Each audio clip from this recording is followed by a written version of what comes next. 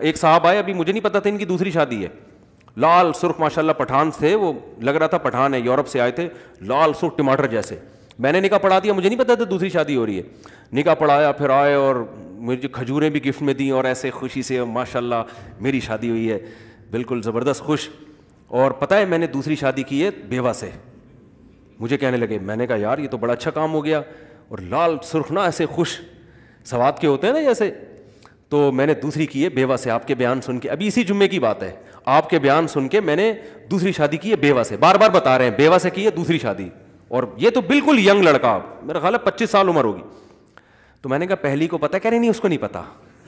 میں نے کہا بیٹا میں نے کہا یہ جو آپ لال ٹماٹر بنے ہوئے ہو نا ابھی, یہ جو آپ کے چہرے پہ سرخی آئی ہوئی ہے, خوشی کی لہریں, یہ ابھی جب پتہ چلے گا یہ ساری خوشیاں کیا ہو جائیں گی, یہ کافور ہو جائیں گی. ہدیے ودیے اس کے بعد مجھے آ کے دیتے آپ, یہ جو کھجور, آپ اجوا کھجور کا بڑا خوبصورت ڈبہ دے کر گئے وہ. میں نے کہا یہ جب پتہ چل جائے نا اس کے بعد دیتے تو مجھے خوشی ہوتی, یہ تو بھی پتہ ہی نہیں ہے بھائی. ابھی تو پتہ چلے گا, پکڑے جاؤ گے تو پتہ چلے گا کیا ہوگا. تو اور کرونا کے دنوں میں کر لی یار بھائی امیون سسٹم ابھی تو بڑھانا ہے نا آپ کو.